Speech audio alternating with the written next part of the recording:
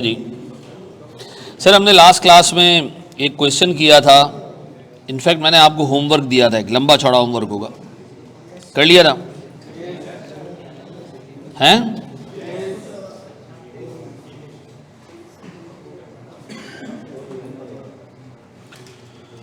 Homework हो गया था या नहीं?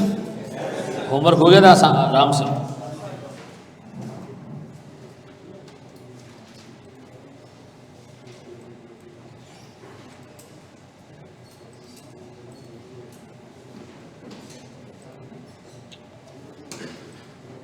सही हो गया, बहुत ज़्यादा तेज़ हो गया, इसको ज़रा सा कम कर देंगे हैं? फुल कर दिया था, खैर चलो सही कर देगा उसको। हाँ जी, मैंने आपको 7 चीज़ें बताई थी कि ये आपने वैल्यू न्यूज़ की कैलकुलेशन में नहीं लेनी। वो 7 चीज़ें क्या थी सर? डेप्रिसिएशन नहीं लेना, ओवरहॉलिंग के नतीजे में इनफ्लोस, पास रिसीवेबल, पास पेबल्स,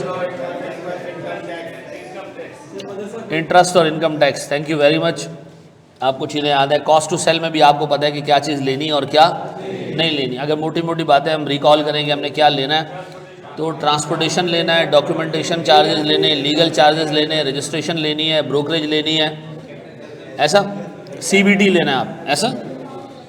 अच्छा जी, चलें आए मेरे प्यारे बच्चों, आपको मेरे प्यारे बच्चे बोर्ड पे देख ले, क्लास नंबर कौन सी हमारी आज?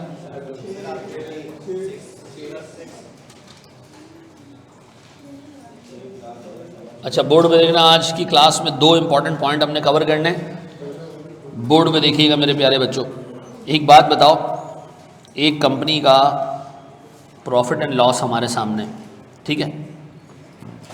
एक कंपनी की सेल्स है से 500 रुपये की। इस कंपनी का कॉस्ट ऑफ गुड्स सोल्ड, ये क्या होता? वो जो बेचा है वो बना कितने में था? ठीक है जी, ये बना था जी कोई 280 रुपये में। क्या आएगा इनको नेट करके? है क्या वो? ग्रॉस प्रॉफिट आई, ऐसा। इसमें से हम माइनस कर रहे हैं ऑपरेटिंग एक्सपेंसेस से 100 रुपये के ऑपरेटिंग एक्सपेंसेस, क्या बच गया? 120। This is profit before interest and tax. Profit before interest and tax. Sir ये कंपनी एक ऐसी कंपनी है जो सूद को हराम समझती है, तो बिजनेस करती ही नहीं है सूद के ऊपर, कोई सूद वूद है ही नहीं। क्या बचेगा? 120। क्या जी? Profit before tax. अज्यूम करो जी टैक्स रेट है हमारे पास 40% का, तो बताओ 40% के टैक्स रेट पर टैक्स कितना बनता है? 48। क्या बच गया? 72। ऐसा है, ये कंपनी 72 रुपये का प्रॉफिट कमा रही है। इसको पैसों की ज़रूरत पड़ गई, इसको एक मशीन खरीदने के लिए एडवांस देना है। मशीन आएगी कुछ साल बाद, लेकिन एडवांस अभी से देना है। इससे सोचा मैं लोन ले लेती हूँ भाई, ठीक है बस सही है, हमने इतना टाइम सूद के बगैर काम कर लिया, अभी ले लेते हैं, बाद में पैसा आएगा तो हम बैंक को वापस कर देंगे।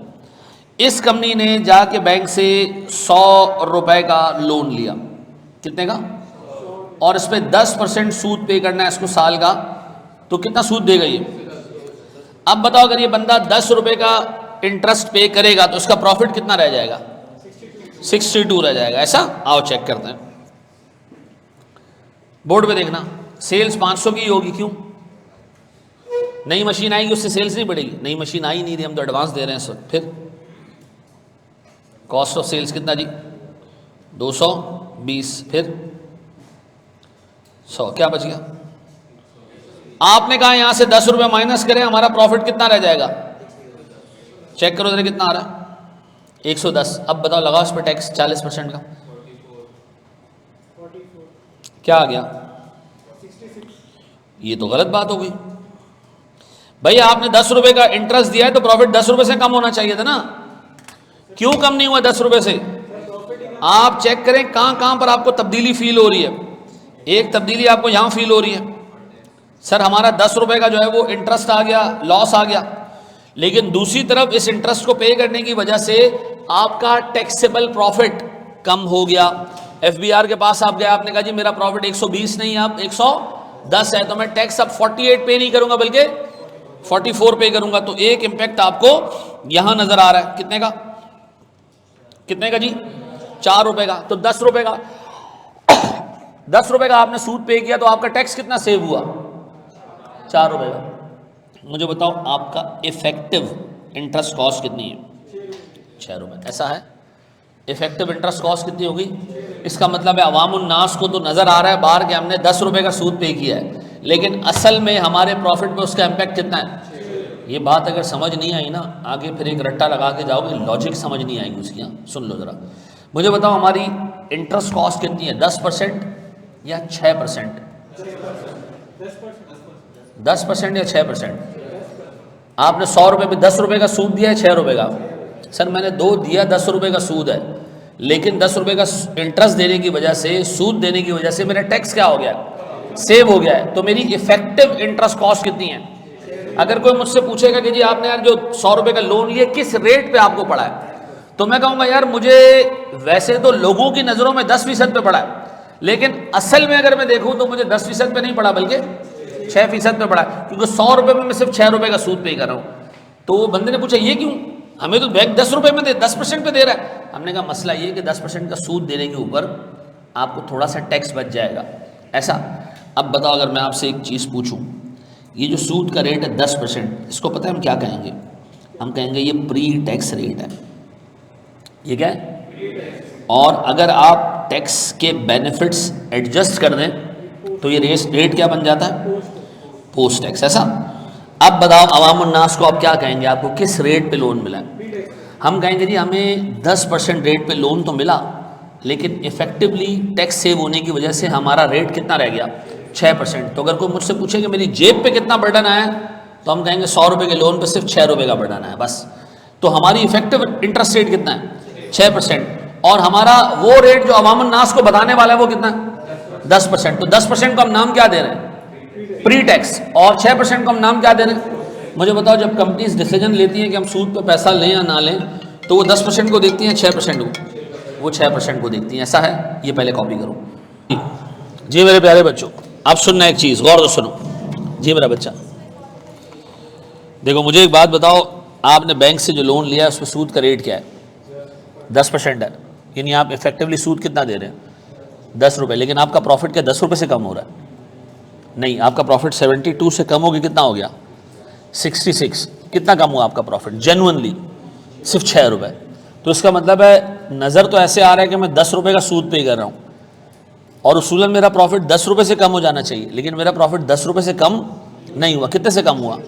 तो अगर कोई पूछेगा जी आपने 100 रुपये पे कितने रुपए का सूद पे किया है, तो मैं कहूँगा यार नज़र तो ऐसे आ रहा है कि मैं 10 रुपये का सूद पे किया, लेकिन असल में टैक्स बच जाने की वजह से मेरा इफेक्टिव इंटरेस्ट कॉस्ट कितना है? सिर्फ 6 रुपये। ठीक है, अब मुझे बताओ अवामुन्नास को नज़र आता है कि बैंक लोन दे रहा है जी 10% पे, लेकिन कंपनियों को 10% पे लोन नहीं मिलता। असल में कंपनीज जब इंटरेस्ट पे करती हैं तो उनका प्रॉफिट क्या हो जाता है? कम हो जाता है, और एज ए रिजल्ट उनका टैक्स क्या हो जाता है? कम हो जाता है। तो उनको इफेक्टिवली सूद का बर्डन उतना नहीं पड़ता जितना कि लोगों को नज़र आ रहा होता है। तो लोगों को क्या नज़र आ रहा है कि रेट क्या है? 10%, लेकिन असल में रेट क्या है? तो आम फहम अल्फाजों में हम 10% को कहते हैं प्री टैक्स, और 6% को क्या कहते हैं? Post tax. अब एक चीज़ सुनना, आप जब वैल्यू न्यूज़ निकालते हो तो जो कैश फ्लोज आप लेते हो उसमें टैक्स माइनस हुआ होता है? उसके अंदर टैक्स माइनस हुआ होता है। जो आप कैश फ्लोज लेते हो वैल्यू न्यूज़ के लिए, उसमें से टैक्स माइनस हुआ होता है या नहीं? नहीं होना चाहिए। ऐसा तो स्टैंडर्ड कहता है जब कैश फ्लोज में से टैक्स माइनस नहीं हुआ ना, तो डिस्काउंट रेट में से भी टैक्स माइनस नहीं होना चाहिए। डिस्काउंटिंग हमेशा किस पे करनी है? प्री टैक्स रेट से करनी है। एग्जाम में ये दोनों रेट गिवन होंगे, आपको ये वाला रेट नहीं लेना है। जैसे कैश फ्लोज वैसा डिस्काउंट रेट। कैश फ्लोज में टैक्स माइनस हुआ है? नहीं, तो डिस्काउंट रेट में भी क्या होना चाहिए? इफेक्टिव टैक्स रेट नहीं लेना। याद रखना प्यारे भाई, अभी थोड़े टाइम में आप आओगे MFA पढ़ रहे होगे मुझसे, ठीक है जी, वहां मैं आपको बताऊंगा कैश फ्लोज में से टैक्स माइनस करना है, एक और काम के लिए मैं बता रहा हूँ। तो वहां रेट भी हम कौन से लेंगे? पोस्ट टैक्स लेंगे। याद रखना, जैसे कैश फ्लोज वैसा डिस्काउंट रेट। कैश फ्लोज यहां पर क्या है? प्री टैक्स हैं, टैक्स नहीं माइनस किया, तो आपके पास रेट भी कौन सा होना चाहिए? प्री टैक्स रेट होना चाहिए। ऐसा ये एक बहुत ही बारीक बात है, ठीक है जी। और इसको ज़्यादा डिटेल में हम पढ़ेंगे कब?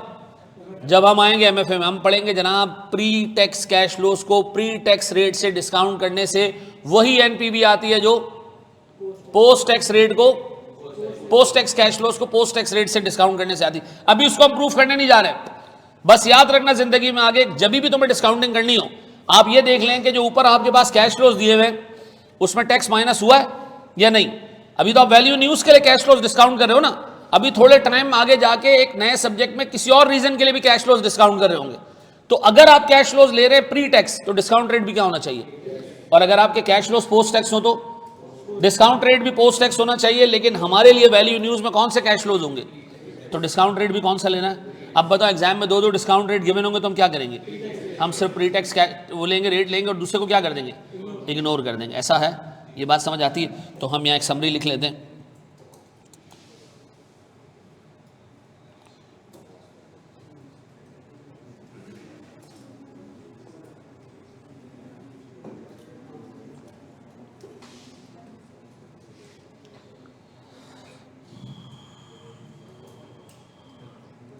Since cash flows used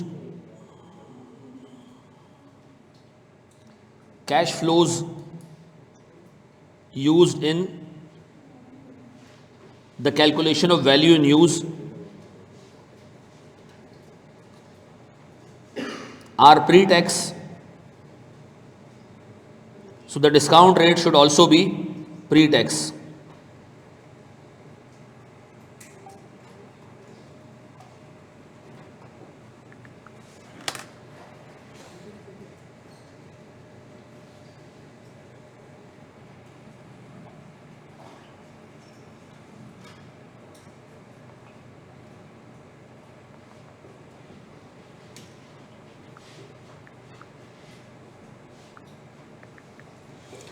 चलो जी, आए ज़रा एक सवाल देखते हैं अभी हम, ठीक है?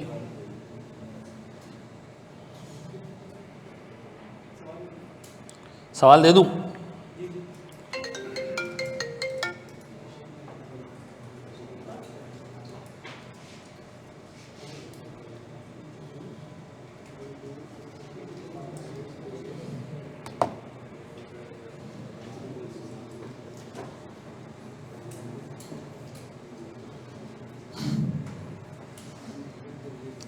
चलो जी,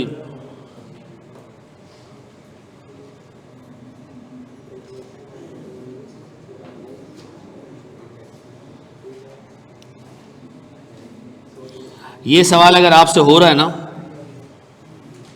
तो बस हो रहा है। सवाल देख लें जी,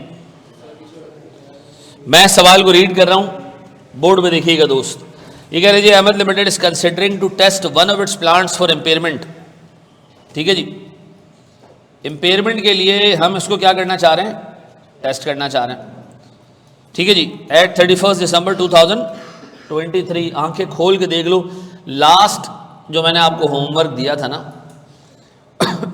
उसमें किसी चरसी अकाउंटेंट ने इम्पेयरमेंट की टेस्टिंग की थी। देखा आपने घर पे वो सवाल देखा? वो बहुत अच्छा और टेढ़ा सवाल था। अगर आप उसके एक एक चीज़ में गलती थी और आपने उसको क्या करना था? सही करना था। सबसे पहले उसमें गलती ये थी कि उस बंदे ने डेप्रिसिएशन 1 साल की कम बुक की थी। फिर उसके बाद आपने वैल्यू न्यूज़ के अंदर गलतियाँ निकालनी थी। फिर उस बंदे ने fair value less cost to sell भी गलत ली हुई थी। ठीक है जी, तो वो सवाल देख लेना, इस तरह के सवाल आते हैं पेपर में। ठीक है, अच्छा जी, कैरिंग अमाउंट कितना है? 460। लाइफ कितनी है रिमेनिंग? 4 साल। बताओ ये एसेट कब खत्म हो जाएगा?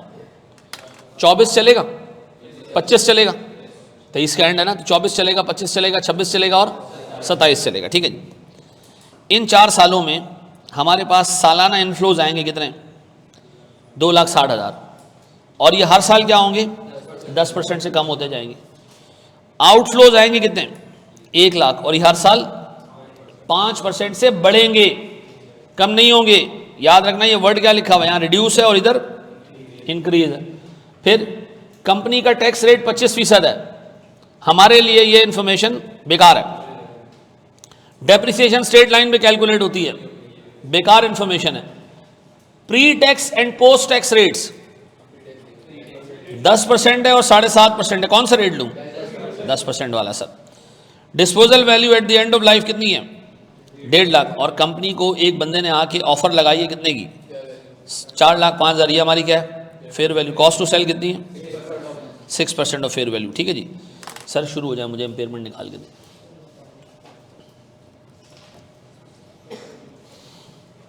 इम्पेयरमेंट चेक करें। चलो मुझे सबसे पहले एक बात बताओ मेरे प्यारे बच्चों, मेरे पास एसेट का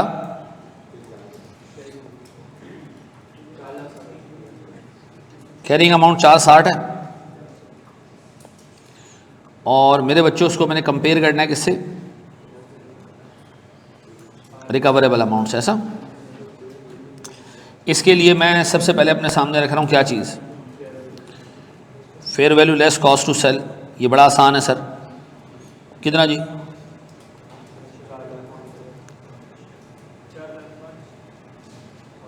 मल्टीप्लाई बाय 94%। कितना? 380। ऐसा। अब बताएं बी पार्ट क्या है इसमें?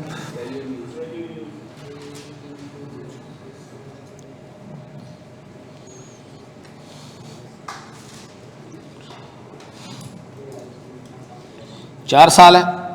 सबसे पहले मेरे बच्चों मुझे बताओ इनफ्लोज 2,60,000 है पहले साल ना, नेक्स्ट ईयर। अब ये 10% से कम होगा, यानी आप इसको 90% से मल्टीप्लाई कर दें। 234 सीधा सीधा।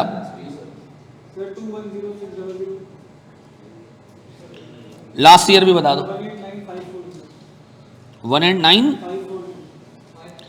अब बताओ जी मेरे पास आउटफ्लोज जो हैं 1 लाख है मेरे पास और यह बढ़ेगा, कम नहीं होगा।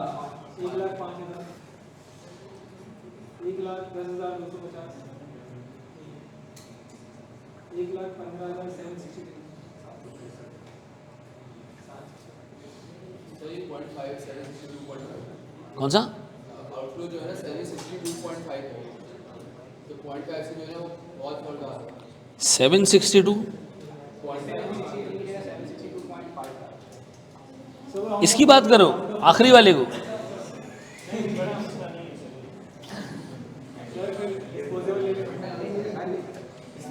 यार वो बंदा है ना जो यूं करता, क्या नाम है उसका? त्रिपाठी, क्या नाम है उसका? क्या कर रहा है भाई तो क्या कर रहा है? हाँ जी अब बताया मेरे पास सर एंड पे कितने का बिकेगा ये? 1.5 लाख का।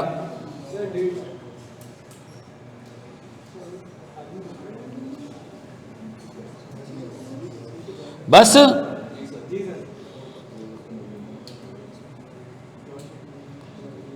कितना ही? 1,60,000।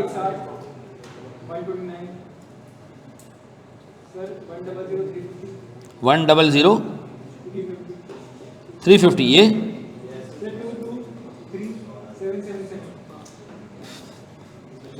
आपने अक्सर मस्जिद के वज़ू खाने में ऐसा बंदा देखा होगा जो वज़ू करते दूसरे, फिर उसका बस नहीं चल रहा होता कि नलके के नीचे घुस जाए और नहा के निकले हैं। नहीं, मैं आपको बताऊं, वो आप लगाएगा आराम से। आप अगर उसके पीछे खड़े हो गए ना, आप गए, नमाज गई आपकी, ठीक है ना। इसको कहते हैं ऑब्सेसिव कंपल्सिव डिसऑर्डर। इसके डिफरेंट वर्जन्स आप दुनिया में देखोगे। एक वर्जन क्या है पता है? आप एक बच्चे को कहोगे राउंडिंग ऑफ से कोई फ़र्क नहीं पड़ता, और इसके बावजूद वो राउंडिंग ऑफ के 5 डेसिमल तक आगे जाएगा। उससे कहोगे जी ये यार 380,700.56778921, वो पूरा लिखेगा। इससे कोई फ़र्क नहीं पड़ता, कोई फ़र्क नहीं पड़ता। आप अभी ऑडिट पे जाओगे ना, एक जब नए नए बच्चे आते हैं ना ऑडिट करने के लिए, वो आते हैं, सर हमने एक डिफरेंस निकाला है, जो क्लाइंट ने हमें फिगर्स दिए हैं वो गलत हैं, सही फिगर्स अलग हैं, फ्रॉड हुआ है यहाँ पे। कितने का फ़र्क आ रहा है सर? 150 बिलियन रुपए की बैलेंस शीट में सर 40,000 रुपये का फ़र्क आ रहा है। तो यार याद रखो, एक चीज़ होती है मटीरियलिटी। मटीरियलिटी का मतलब जो चीज़ इंपॉर्टेंट है उस पर काम करो। यहाँ राउंडिंग ऑफ वगैरह से कोई फ़र्क नहीं पड़ता। फिर एक नस्ल वो होती है जो पेपर में लेके जाती है 12 पेन, कि एक बंद हो गया तो दूसरा यूज़ करूँगा, दूसरा बंद हो गया तो तीसरा यूज़ करूँगा, तीसरा बंद हो गया तो चौथा यूज़ करूँगा। 3 कैलकुलेटर लेके जाता है वो। खुदा के वास्ते 2 जोड़ी कपड़े भी ले जाया करो, क्या पता। थोड़ा यार इस मामले में रिलैक्स रहा करो यार। राउंडिंग ऑफ राउंडिंग भाड़ में गया भाई, कोई टेंशन नहीं। किस रेट से हम डिस्काउंटिंग करेंगे? 10% से 7.5?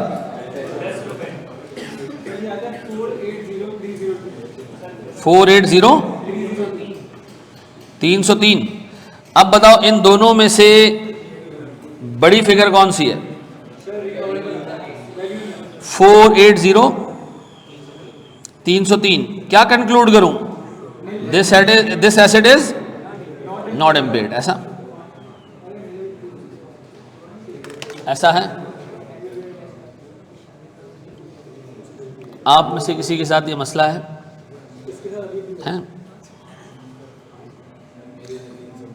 मेरे भाई के साथ इस तरह का प्रॉब्लम था। वो नहाने घुसता था, वो कुछ 1.25 घंटा लगाता था नहा के, और हाँ टंकी खाली हो जाती थी। उसको पता नहीं सुकून नहीं मिल रहा होता था कि कौन सी जगह रह गई जहाँ पानी नहीं पहुँचा है। ये वसवसों को छोड़ दिया करो यार। बड़े हम आगे दोस्त,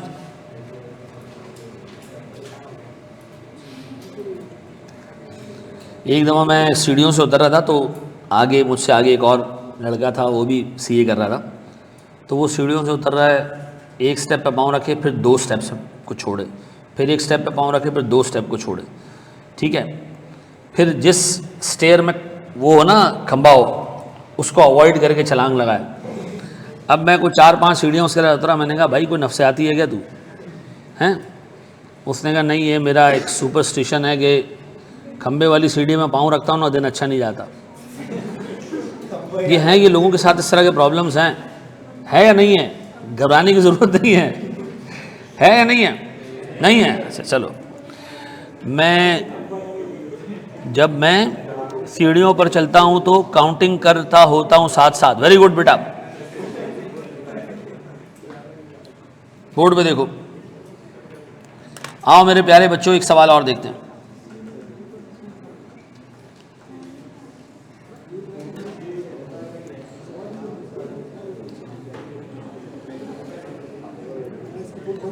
बोर्ड पे देखो प्यारे भाई। यार एक क्लास में एक 2 बच्चे ऐसे हैं जो कंटिन्यूसली जो है वो सवाल नहीं कर रहे, बातें करने बैठ के। मैं अवॉइड कर रहा हूँ। अब मैं उनसे पूछूंगा सवाल। हाँ जी, पढ़ूँ मैं इसको, रीड करूँ? ये कह रहा है जी द ड्राफ्ट हो गया। तो पीछे बैठा करना भाई, हैं? वजन तेरा कितना है?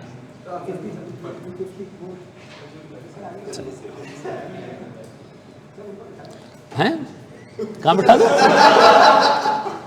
कहाँ बैठाऊँ इनको? नहीं, वो तुम्हारे लिए रिजर्व रखी हुई है, टेंशन नहीं लो। ये कह रहे थे draft financial statements of Barbari. ठीक है जी, मैं समझा बाबर लिखा हुआ है। ठीक है जी। 7 फॉर द ईयर एंडेड 31 दिसंबर 2020। ये साल खत्म हो चुका है या खत्म होगा? खत्म हो गया सर। वो कह रहे खत्म हो गया, और साल के एंड पे हमारे पास एसेट की कैरिंग अमाउंट कितनी है? Due to technological change remaining useful life of the plant has been reduce to 4 years. उसने कहा भाई अब मजीद 4 साल लाइफ बाकी है। मे बी इससे ज्यादा लाइफ बाकी हो, लेकिन अब कितनी बाकी है? सिर्फ 4 साल। अच्छा जी, फिर the following information has been gathered for impairment testing of the plant. Inflows from the sale of the product या sale of product to be manufactured by this plant for 2021। अगले साल की बात कर रहा है। कितनी होगी? अगले साल की सेल्स 200 मिलियन है, और इसके बाद ये 10% रेट से डिक्रीज होगी। फिर उसने कहा जी outflow from operational cost would be 80 million, और ये क्या होगा? ये हर साल 5% इंक्रीज होगा। ऐसा अभी जो आपने सवाल किया ऑलमोस्ट ऐसा ही है। अच्छा, फिर उसने कहा जी इनकम टैक्स रेट 20% है। हमने कहा हम लानत बेचते हैं, उसने कहा डेप्रिसिएशन स्ट्रेट लाइन मेथड पे, हमने कहा इस पर भी हम लानत बेचते हैं। उसने कहा प्लांट एंड पे बिक जाएगा कितने में, 100 मिलियन पे, हमने कहा ये हमारे काम की इन्फॉर्मेशन है। उसने कहा pre tax and post tax rate are 12% and 9.6, क्या लूँ 12%। फिर उसने कहा technologically advance plant, advanced with similar capacity can be purchased at 350 million. ये क्या है, वेरी गुड सर, ये रिप्लेसमेंट कॉस्ट है, हमारे काम की नहीं है। फिर BCL has received an offer to buy the existing plant for ₹250 million. ये हमारी फेयर वैल्यू हो गई sir. BCL will have to incur a shipping cost of 7 million cost to sell. उसने कहा जी इम्पेयरमेंट लॉस निकालो। 10 नंबर का सवाल है ये, कितने मार्क्स का, ये ICAP का क्वेश्चन है, शाबाश। मैं कर रहा हूं, कर लिया। क्या किया सर इसमें, सबसे पहले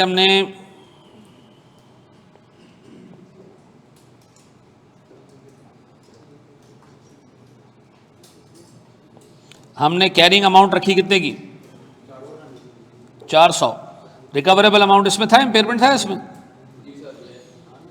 अच्छा मुझे एक बात बताएं, सबसे पहले मेरे पास fair value less cost to sell कितनी है जी, 250 माइनस 7, ऐसा ही है, कितना 243, पक्का जी। इसके बाद मेरे प्यारे बच्चों हमारे पास वैल्यू इन यूज, ये निकालने के लिए हमने क्या किया, ईयर 1, 2, 3 और 4। मेरे प्यारे बच्चों मेरे पास सबसे पहले इनफ्लोज कितने के, 200, 180,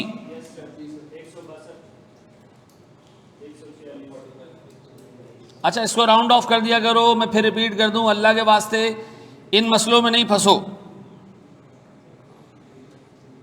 आउटफ्लोज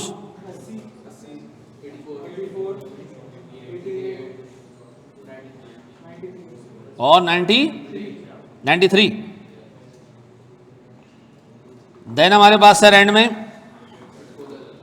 बस ओके 96,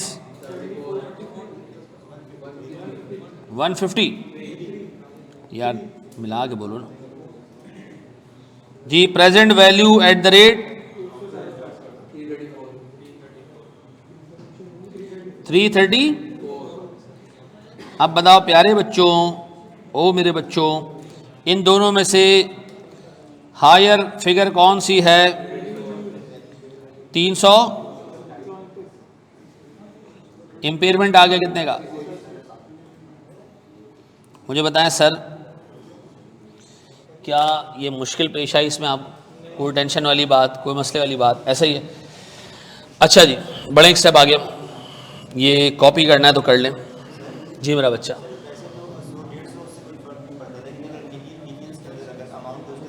अच्छा देखो मिलियन बिलियंस में भी अमाउंट होना तो भी आप राउंडिंग ऑफ का आसरा नहीं करो, ठीक है, आप आगे बढ़ जाओ। मैं फिर एक बात बता दूं, ये हिसाब किताब किसी जेन्युइन कंपनी का नहीं है, एग्ज़ाम का सवाल है। एग्ज़ाम का सवाल चेक करने वाला एक इंसान है, मशीन नहीं है। उस इंसान ने आपको इजाज़त दी है कि आप मेथड सही कर लें, फिगर में अगर कुछ फ़र्क आ रहा होगा राउंडिंग ऑफ की वजह से, मैं उसके नंबर नहीं काटूंगा। आपको पता है अभी आप कॉस्टिंग पढ़ो ना, अभी आप कॉस्टिंग में एक कुछ टॉपिक्स आगे आओगे ना, तो एक टॉपिक हम पढ़ रहे होंगे मार्जिनल एब्जॉर्प्शन। उसमें तो एग्जामिनर ने वो रिकन्सिलेशन बनानी होती है बैलेंस करने के लिए, वो बैलेंस नहीं हो रहा, उसमें फ़र्क आ रहा है 165 रुपये का। कई सवालों में उसने क्या किया, राउंडिंग ऑफ डिफरेंस एक अमाउंट डाल दी। तो आप टेंशन ही ना लें, जब आपका एग्जामिनर ये हरकतें कर रहा है तो आपको घबराने की ज़रूरत नहीं है। ऐसा जी, बड़े हम आगे दोस्त, आगे बढ़ जाएं। ये कर लिया कॉपी, ए मोमिन मुसलमानों ऐसे मुंह से बोलो यस सर। हमारी क्लास कितने बजे तक है? अच्छा मैं क्लास ऑफ कर रहा हूँ, ठीक है। इससे आगे मुझे एक टॉपिक पढ़ाना है, वो टॉपिक पढ़ाने में मुझे तकरीबन 1 घंटा चाहिए होगा। आपकी ईद की छुट्टियाँ यहाँ से शुरू होती हैं, आप जाएं एंजॉय करें ईद की छुट्टियों पे। मैं आपको आज इंशाल्लाह ताला 2 सवाल भेजूँगा होमवर्क के, और इन ईद की छुट्टियों में जिसकी जो क्लास मिस हुई है वो देख ले। ईद के बाद से फिर हम इंशाल्लाह ताला लेके चलेंगे चीज़ों को साथ, ठीक है जी। Thank you very much. हैं कल नहीं क्लास ना, हाँ क्विज पहला क्विज इस टॉपिक खत्म होने के बाद कर लेते हैं, ठीक है।